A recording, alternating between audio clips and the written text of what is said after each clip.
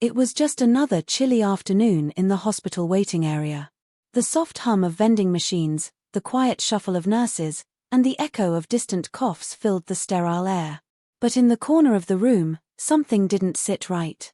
A young girl, no older than 12, sat stiffly next to an older man, her father, perhaps. Her hands trembled as she clutched the sleeves of her hoodie, eyes darting around nervously every time he shifted in his seat. She didn't speak. He didn't either. But the silence between them was loud, too loud to ignore. Dr. Ramsey, a seasoned pediatrician with a calm voice and a sharp instinct, happened to pass by. Something about the girl caught her attention. Maybe it was the way she flinched when her father lightly placed a hand on her shoulder, or how she avoided his gaze like it burned. Dr. Ramsey paused, smiled gently, and asked the man if she could take a quick look at the girl for her routine checkup. He nodded stiffly, almost too quickly, as if eager to be done with it. Inside the examination room, away from her father's watchful eyes, the girl still seemed uneasy. She answered the doctor's questions in short, breathy whispers. When Dr. Ramsey asked if she had any pain, the girl hesitated. Then, quietly, she pointed to her side. Without wasting a moment, Dr. Ramsey ordered an X-ray. As the machine clicked and whirred, something unsettling began to unfold on the screen. The doctor's eyes widened. She leaned in, double-checked the results, then stepped out of the room and called for a senior technician to confirm what she was seeing. Within minutes, there was no doubt left, this wasn't just a routine scan. Dr. Ramsey's hands shook slightly as she reached for the hospital phone and dialed 911. Her voice was steady, but her heart was racing. This girl wasn't just scared, she was in danger. And just when the tension couldn't get any heavier, the story takes a sharp turn elsewhere in the same hospital building, just one floor below. A black teenager, around 17, waited for his appointment. He noticed a heavily pregnant white woman enter the room, looking exhausted. Without thinking twice, he stood up and offered her his seat. She smiled, thanked him warmly, and sat down with relief. But what happened next stunned him and would change his life forever. As he turned to walk away, she reached into her purse, pulled out a folded piece of paper, and slipped it into his hand. "Read it when you're alone," she whispered, her voice full of emotion. He frowned, confused, but nodded politely. Moments later, his name was called, and he headed into the clinic, not knowing that what was written on that small note would unlock a secret buried for years. And upstairs, as the girl sat quietly in the exam room, unaware that officers were already on their way, a storm of truth, danger, and shocking revelations was about to erupt, connecting lives in ways no one could have predicted. The teenage boy, Malik, stuffed the folded note into his jacket pocket, still puzzled by the woman's words. He tried to shake off the strange feeling as he entered the checkup room, thinking it was probably just a thank you message. Nothing more. But something about her eyes, sad, but knowing, lingered in his mind. The way she looked at him, like she knew something about him that he didn't, unsettled him more than he wanted to admit. While the nurse took his blood pressure, Malik kept his hand in his pocket, fingers brushing against the folded paper. He was tempted to open it right then and there, but something inside told him to wait. Maybe because of how serious her tone was, or maybe it was the way she disappeared right after he gave her the seat. He hadn't even noticed her leaving. She just vanished. Meanwhile, upstairs, Dr. Ramsey waited in the hallway, watching the clock as the minutes dragged. The girl, whose name she now knew was Ellie, was quietly sitting on the exam table. Dr. Ramsey had asked her to rest while she handled some paperwork, but in truth, she was buying time. The police were on their way. She could feel it in her gut, this wasn't just a medical case. Something was very wrong. Ellie's X-rays showed signs that raised serious red flags. Old injuries. Fractures that had healed oddly. Patterns no accident could explain. They were the kind of signs that doctors are trained to spot, but pray they'll never have to report. Dr. Ramsey had been in medicine long enough to know the signs of hidden pain, the kind that didn't come from falling off a bike or bumping into a wall. As she stood outside the room, a security guard passed by, nodding politely. She considered asking him to stay close, but hesitated. She didn't want to scare the girl any more than she already was. Still, her gut was screaming she needed backup. Downstairs, Malik finally stepped out of his appointment, holding a small file with his prescription in it. He walked toward the elevator, pulled out the note, and slowly unfolded it as the doors closed. The handwriting was neat but shaky, like someone who was either emotional or in a hurry. Your mother didn't abandon you. She was forced to. I know the truth. Please don't ignore this. I'm sorry I waited so long. His heart dropped. He stared at the paper, his fingers tightening around it. For a second, everything around him went quiet, like the world paused. The elevator dinged, but he didn't move. His mind was racing. What did this even mean? He had never met his mother. He'd grown up in the foster system since he was a baby. Every time he asked questions, he got the same response: she left you. Nobody knows why. But now, someone was telling him otherwise. Who was that woman? How did she know anything about his past? Why give him this note now? As the elevator doors opened again, he looked up, dazed. A nurse stepped in and gave him a curious glance. Malik quickly folded the note and shoved it back in his pocket, heart pounding. Back on the upper floor, Ellie's father, or the man who claimed to be her father, was pacing in the waiting area. He looked tense, checking his watch, sighing loudly, clearly impatient. When a nurse approached and told him it might be a while longer, he snapped at her without raising his voice, but his tone was ice cold. She doesn't need more than 10 minutes. What's taking so long? The nurse apologized and walked away, but made a note in her mind to tell security. Something about him didn't feel right.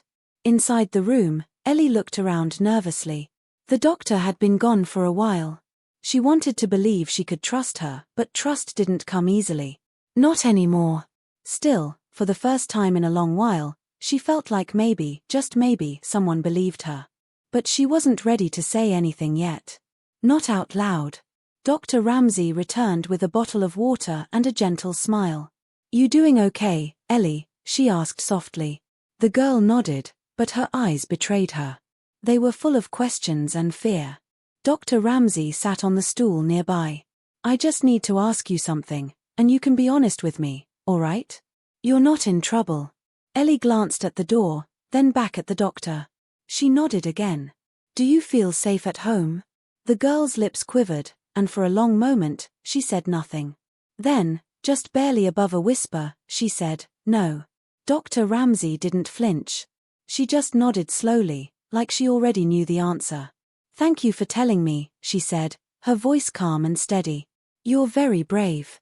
That's when the knock came at the door. 2 uniformed officers stood in the hallway, just out of sight of the man still waiting down the hall. Back downstairs, Malik stood outside the hospital building now, note still in hand. He looked around, hoping to see the woman again, but she was nowhere. He replayed their brief interaction in his head. Her clothes. Her face. Even her perfume. He didn't recognize any of it. And that message. She was forced to. Forced how? He pulled out his phone, searching the name he'd grown up with, his mother's name on the old papers from the system. Nothing new came up. Just the same dry records. No photos. No background. No closure.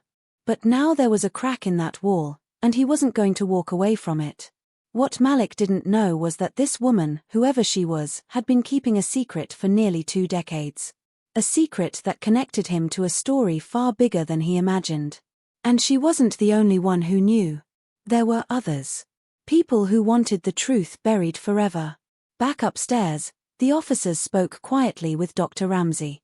She showed them the scans, told them what Ellie had said. They nodded, serious but calm. One of them stayed behind to speak with Ellie gently, while the other quietly made his way toward the man in the waiting area. Excuse me, sir, he said, approaching with a casual air. Could we speak with you for a moment? The man turned, and something shifted in his eyes, barely noticeable, but it was there. He smiled politely. Is there a problem? No, just a few questions. Standard stuff.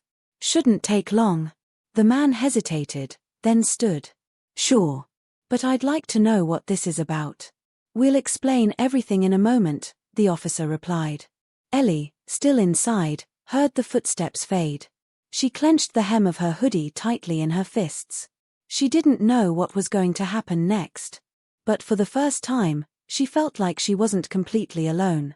And across town, a woman sat at a bus stop, tears streaking her face. Her hands trembled as she held her phone, reading a message she'd never wanted to send. The choice to speak out had taken everything she had. But she knew it was time. Because the past was catching up fast, and lives were about to collide in ways no one could undo. This was only the beginning. Malik didn't go home. He couldn't. Not after that note. He walked aimlessly through the streets, the city lights flickering around him like silent watchers. Every step felt heavier, his mind looping the same question over and over: what truth had he been kept from? And who was the woman that handed him this message like it was a piece of his soul? He sat on a bench outside a closed bookstore, note still in hand, eyes scanning the words again as if more meaning would suddenly appear. He thought about all the times he had asked his foster mother about his birth mom and got nothing but silence, or worse, the familiar lie: she left you at the hospital, son. No one came back for you. That story had always felt cold, but now, it felt like betrayal. His phone buzzed. A message from an unknown number: don't tell anyone about the note. I'll contact you again when it's safe. Please trust me. His heartbeat jumped. He glanced around, feeling like eyes were on him, though the street was empty. He didn't reply. Not yet. Back at the hospital, Ellie sat quietly as the officer offered her a juice box and asked her gentle questions. She avoided eye contact, answering only in pieces. When asked how long she'd felt unsafe, she mumbled, "A long time." When asked if anyone else lived at home, she shook her head. "Just me and him." The officer scribbled notes, but more than that, he watched her body language, the way her shoulders curled inward, the way her eyes darted to the door every few seconds, expecting someone to burst in. Her fear wasn't imagined. It was lived. It was worn. Meanwhile, the man claiming to be her father sat in a side room now, his tone cool but annoyed as he answered questions. He provided documents, said he had sole custody, mentioned that Ellie's mother walked out years ago. Everything sounded neat, controlled. But the more he talked, the more the officer watching him noticed the cracks. The way he repeated phrases too perfectly. How his hands fidgeted slightly when the officer asked about Ellie's old injuries. Dr. Ramsey stayed close, checking on Ellie often. She felt the weight of the situation pulling tighter. She'd seen cases like this before, kids who were silenced for years, taught to fear the very people who were supposed to protect them. But what haunted her most was that Ellie hadn't cried once. She was too numb for tears. Across the city, the woman who had given Malik the note sat inside a dim motel room, staring at an old photograph. It showed a newborn baby wrapped in a blue blanket, and beside him, a woman smiling through tears. She traced the edge of the photo with trembling fingers. It had taken everything in her to face Malik today. To give him that message. She'd watched him from afar for weeks, waiting for the right moment. And even now, she wasn't sure she'd done the right thing. Her name was Angela. 19 years ago, she had been part of something she never fully understood, a hidden adoption arrangement that wasn't legal, wasn't moral, and certainly wasn't safe. She was a nurse back then, young and afraid. She remembered the night vividly. A teenage girl came in alone, terrified, in labor. She gave birth to a healthy boy, held him for only minutes, then passed out. When she woke up, the baby was gone and so was her chart. No one at the hospital ever spoke of it again. But Angela had seen it happen.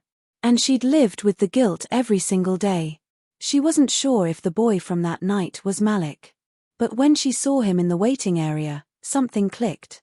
The same eyes. The same birthmark on his jawline. And the timing lined up. She had to try. Even if it put her at risk.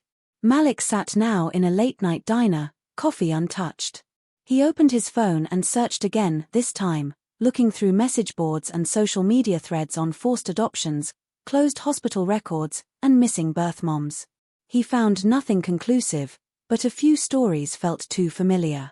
One post described a mother in 2007 who claimed her baby vanished from a city hospital. No report. No news. She was labeled unstable and ignored. Her name wasn't listed. Just initials, LW. It hit him like a wave. His birth certificate. It listed the mother's initials as LW2. Back at the hospital, Ellie was being moved to a separate wing under observation.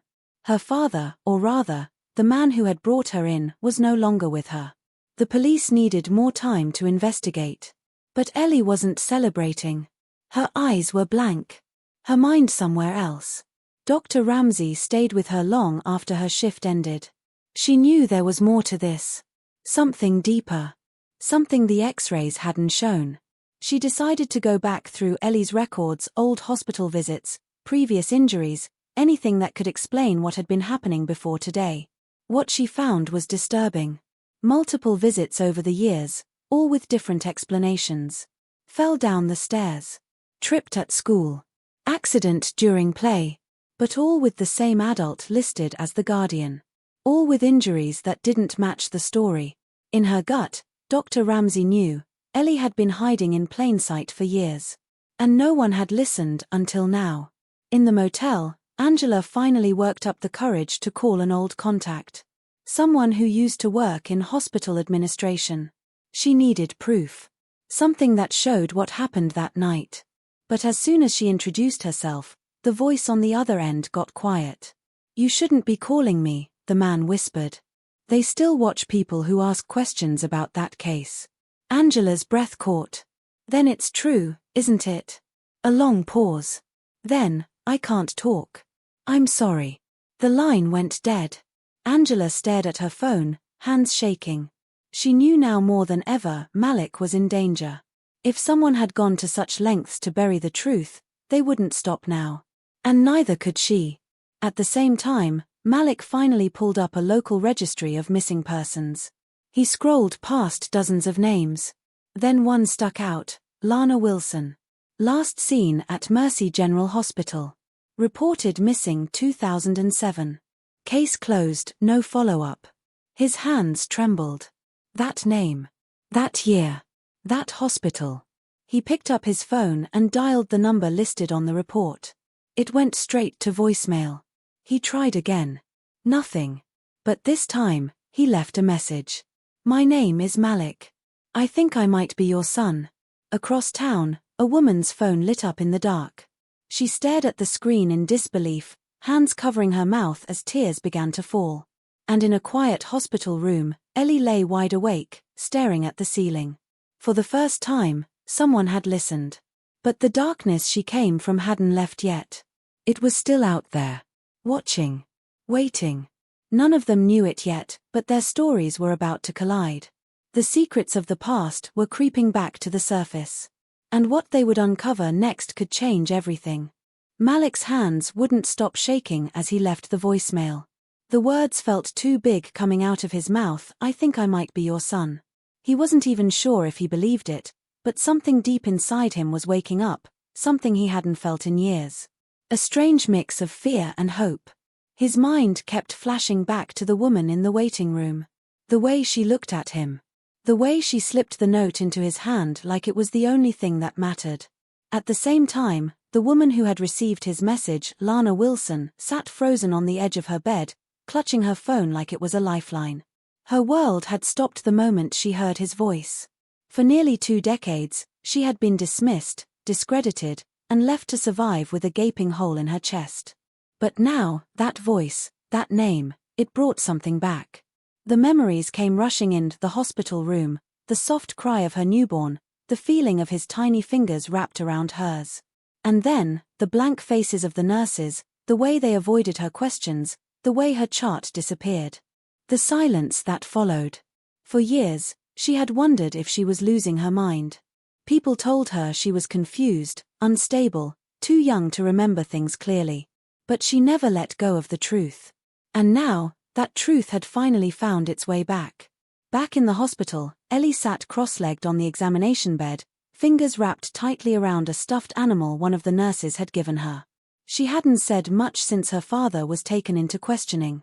Her voice was small and hoarse when she finally spoke to Dr. Ramsey.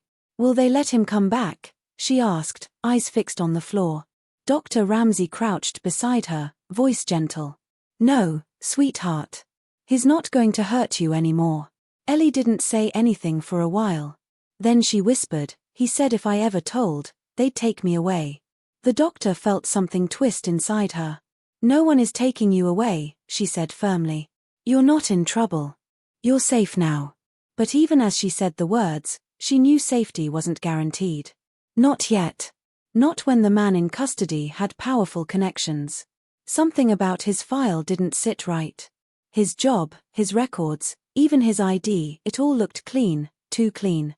Almost like someone had scrubbed it spotless. Malik made his way home hours later, but the apartment didn't feel like his anymore. The silence was too loud.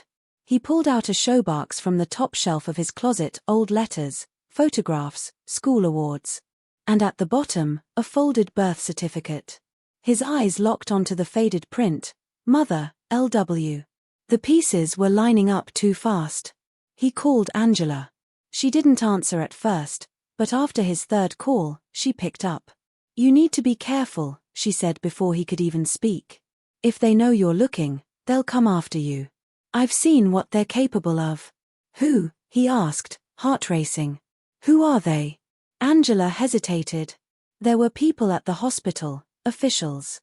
They were part of something bigger. I didn't understand it back then, but I knew it wasn't right. They moved babies, especially ones born to single, young mothers, into private adoptions. But it wasn't legal. And it wasn't safe. It was a cover-up. Malik felt like the room tilted. So you think I was taken? I think you were sold, she whispered. He dropped the phone, a cold sweat forming on his neck. Everything he thought he knew, his home, his life, his family, was built on a lie. Angela met him later that night, far from the city, in a quiet corner of an old library. She handed him a file, papers she had collected over the years. I couldn't go to the police, she said. Too many of them were involved. But I kept this. Just in case. The folder was filled with names, dates, documents, proof of illegal adoptions, altered records, money transfers. And one name appeared again and again. The same man listed as Ellie's guardian. Malik stared at it. This is the man from the hospital. Ellie's dad. Angela nodded. He wasn't just some abusive parent. He was part of the system. The one that took you. The truth came crashing down. Ellie wasn't just a scared little girl. She was a victim of the same shadowy network. She'd been taken, just like Malik had been, except she hadn't escaped. Not yet. At the hospital, Ellie's room was suddenly empty. The nurses were confused. The security cameras had gone black for 7 minutes. The man in custody had made a phone call. Minutes later, he was released on lack of evidence. And now, Ellie was gone. Dr. Ramsey paced the hall, panic setting in. She had warned the officers. Told them something wasn't right. But they hadn't listened. Now she was missing, and the man she feared most was free again. Malik got the call as he sat with Angela. His heart stopped. He didn't wait for directions. He just ran. The night was thick with tension. Ellie was out there, somewhere, possibly with the man who had hurt her for years. And if he was connected to the same people who had stolen Malik's past, then the danger wasn't just real, it was personal. Malik called the number Lana had used on her voicemail. This time, she picked up. You were right, he said, voice breaking. They're still doing it. They took another child. Her name is Ellie. There was a pause, then Lana spoke, her voice trembling but steady. Tell me where. I'll come. And just like that, the past and present were about to collide. A mother who never gave up. A son who finally found the truth. A little girl in the hands of monsters. And the clock ticking faster than ever. In the shadows, someone was watching. Listening. And preparing to bury the truth again, no matter who got in the way. The wind howled outside as Malik stood beneath the flickering street lamp, phone pressed tightly to his ear. He was barely breathing. Lana had agreed to meet him after 18 years of silence. She was ready. But before he could even process what that meant, a text came through from an unknown number. No name. Just a grainy photo. It was Ellie. She looked terrified, sitting in what looked like the back of a moving van, her wrists bound loosely in front of her. Behind her, a shadowed figure loomed just out of the frame. The message below the image was short, But it made Malik's blood run cold. Walk away. Or she disappears forever. Like you almost did. He stood there for a long moment, every muscle locked with fear and rage. Whoever had sent this knew about him, his past, his connection to Ellie, and somehow, even about Lana. This wasn't just about one little girl anymore. It was a game. And they were playing with people's lives. Angela snatched the phone from his hand when she saw his face go pale. Her expression twisted as she read the message. They know we're close, she said under her breath. And they're watching. We need to move now. What if she's not even in the city anymore? Malik's voice cracked. What if we're already too late? But Angela's eyes narrowed. No. That van. I've seen it before. She reached into her bag and pulled out a torn photograph, one she had held onto for years. A nondescript grey van parked outside a private medical facility she once worked in. A place she left after seeing too many things that didn't feel right. Missing children. Records that didn't add up. She'd reported it once, just once, and the next week, her license was suspended over a clerical error. The photo she held and the one Malik received were nearly identical. The same van. Same worn paint. Same tinted windows. Malik's stomach turned. The place was just outside city limits. Isolated. Hidden in plain sight. As they sped through the night, Malik couldn't stop thinking about Ellie. The way she clung to that stuffed toy. The fear in her eyes. He couldn't fail her, not like he had been failed. Meanwhile, Lana sat in her car, staring down at the file Malik had sent her. Her hands trembled as she read over the documents Angela had uncovered. Hidden adoptions. Forged signatures. Her name listed as unfit mother in multiple files, none of which she'd ever seen before. Her own signature forged beneath statements she had never written. She hadn't imagined it. They really had taken her baby. And now, those same people were after another child. She reached into her glove box and pulled out a worn photograph. A picture of her holding her baby boy, just hours old. His little hand barely visible as he slept on her chest. She traced her finger over the image. I'm coming, she whispered, then started the car. Back at the hospital, Dr. Ramsey was going through security footage again and again. Even though the cameras went black, one external feed, a traffic cam across the street, had captured something. A man in a janitor's uniform, wheeling a large laundry cart to the back alley. He wasn't part of their staff. No one recognized him. She forwarded the footage to the police, but her gut told her it wouldn't be enough. Whoever was behind this was still pulling strings. They had power, real power. And connections that ran deeper than she had imagined. Malik and Angela arrived at the outskirts of the medical facility by dawn. The old building looked abandoned from the front, shattered windows, overgrown weeds, a rusted-out sign. But Angela knew better. They operate underground, she explained. The top floors are front. The real work happens in the basement. No records, no patients, no names. Just transfers. They crept around the back and found a fresh set of tire tracks leading to a gated service entrance. Malik's heart pounded as he stepped forward, but before he could reach the gate, headlights flared behind them. A black SUV pulled up fast, tires crunching the gravel. Angela pushed Malik back behind a tree as two men stepped out. Both in suits. One of them carried a briefcase. The other had a walkie-talkie, whispering into it as he scanned the area. We need to go, she whispered, pulling at his arm. Now. But Malik wasn't moving. She's in there. I know, Angela said. But if we rush in now, they'll take her again, or worse. We need proof. We need backup. Or we lose her for good. Across town, Lana was sitting in front of a woman she had hoped to never see again, Ms. Cardell, a former administrator at the adoption agency that had handled her case years ago. The woman looked older now, but her eyes were sharp, defensive. I have nothing to say to you, Cardell said flatly. You don't have to, Lana replied, placing the birth certificate and forged documents on the desk. I already know what you did. Cardell glanced down, her face hardening. Those documents could destroy more than just my career. Lana leaned in, voice steady. A child is missing. If you still have a conscience, help me. There was silence. Then, a long, slow breath. Cardell reached into a drawer and pulled out a manila envelope. There's a list. Children who were flagged as unplaceable, usually due to race, family instability, or lack of documentation. They were transferred out through private care systems like that facility on the edge of the city. But it's not an orphanage. It's a laundering system for kids. Lana's blood went cold. And Malik? He was one of the last, Cardell admitted. After that, they stopped using our agency. Too much heat. But I remember him. They said his file was too complicated. So they erased it. Malik's file. Ellie's fear. The van. It all connected.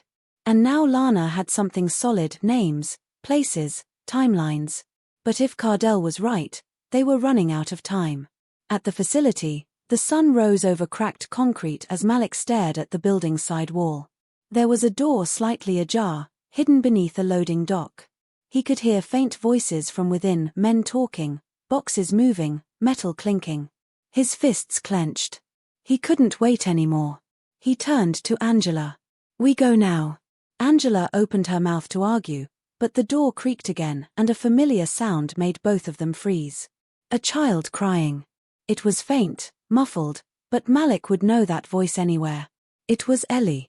He moved without thinking, slipping through the door, Angela close behind. The hallway was dark, lined with storage crates and flickering lights. And somewhere deep within, the truth was waiting. But what neither of them saw, what none of them knew, was that this wasn't just about Ellie. There was another child inside. Another victim. And this one looked a lot like Malik. Someone was cloning identities, duplicating records, and using children as currency. And suddenly, Malik realized he wasn't just fighting for Ellie. He was about to uncover something that could expose a network far darker than he'd ever imagined. And someone out there was willing to do anything to keep that secret buried. The hallway stretched into darkness as Malik crept forward, heart pounding so loudly he feared they'd hear it before they saw him.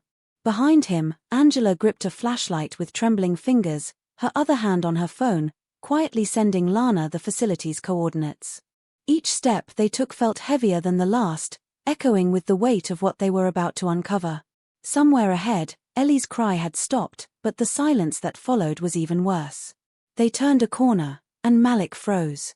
A steel door stood slightly open, soft light spilling into the corridor. Voices inside were low and hurried.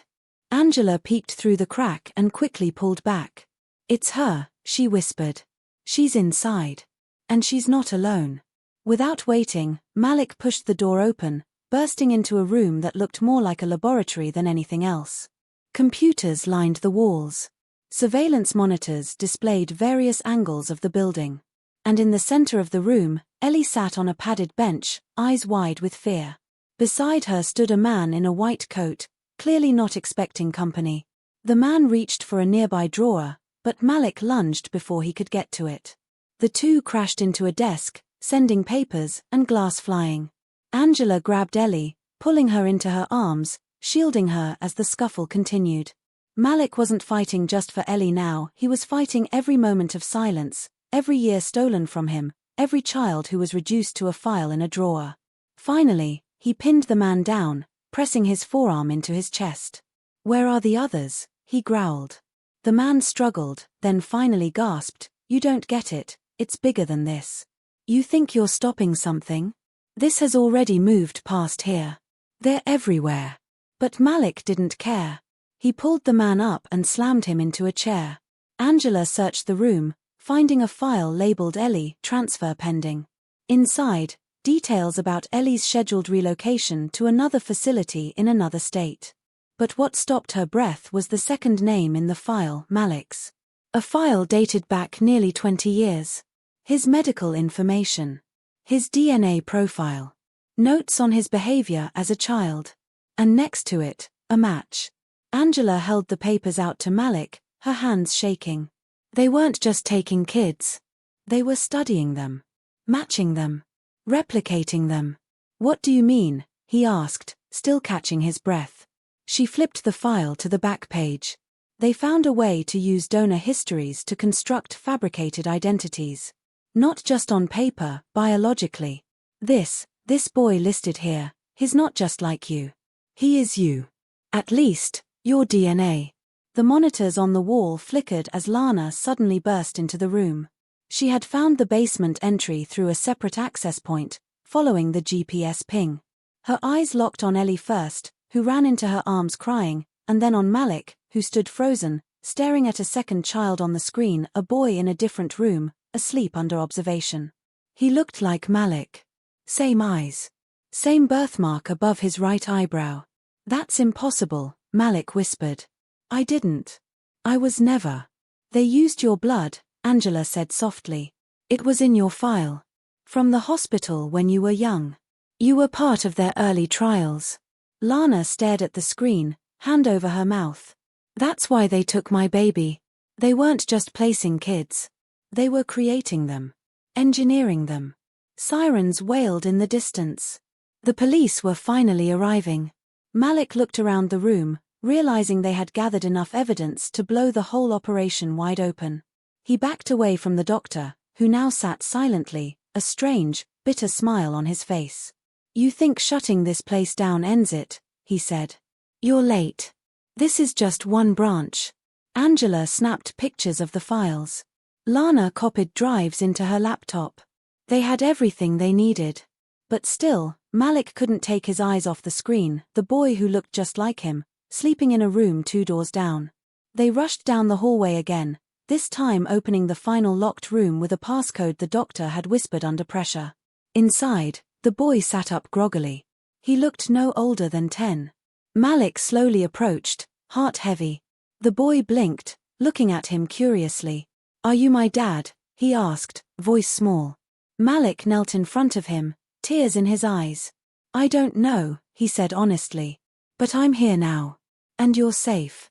As police swarmed the building and the rescue team escorted children out one by one, Lana clutched Ellie tightly, refusing to let her go. Malik stood with the boy at his side, trying to grasp the weight of what had just unraveled. They had ended something horrible, but not everything. And just when they thought it was over, Angela's phone buzzed again. Another message. Another photo. This time, it wasn't a child. It was an empty crib. A location pin in a different state. And a message that read, "This isn't finished. You only found the beginning." And just like that, the nightmare wasn't over. It had only just begun. The hum of the police radios faded into the background as the building was finally secured.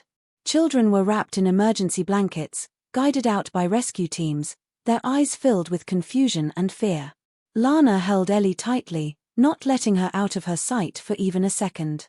Malik stood quietly with the boy, his reflection in another timeline, processing everything he'd just learned. Angela was giving statements to the officers, handing over every document and drive they managed to save. The law enforcement agents looked shocked as they flipped through the files. The realization that this wasn't just a missing child case, but something much larger, a network, a long-standing and deeply buried system, hit them hard. But for Malik, it wasn't just about taking down a system. It was personal. As the boy leaned his head against his shoulder, Malik could feel the weight of responsibility shift. He hadn't asked for any of this. But now, he couldn't walk away. Not from Ellie. Not from the boy. Not from the countless others who might still be out there. Later that night, in the quiet of a safe house provided by authorities, the group sat together. The boy had fallen asleep on the couch, Ellie cuddled up with a teddy bear someone had handed her. Lana paced the room, still unsettled. Angela stared at her laptop, combing through everything they had downloaded. Malik finally broke the silence. We need to talk about what's next, he said. Angela nodded slowly. The files reference other facilities. International ones. Research branches, private investors, even medical institutions.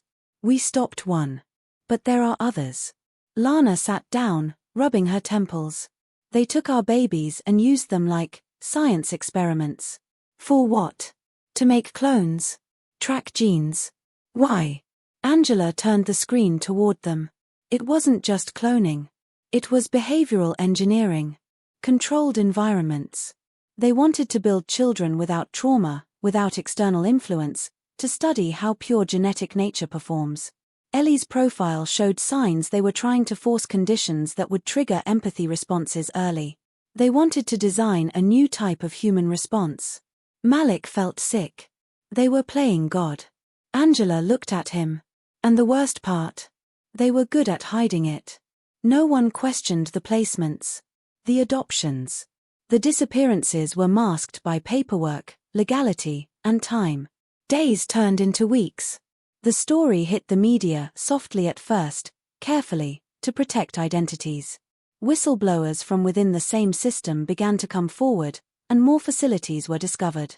Malik and Lana worked with legal teams, testifying, sharing their stories. Ellie underwent counseling with professionals who were trained to help children recover from extreme psychological trauma.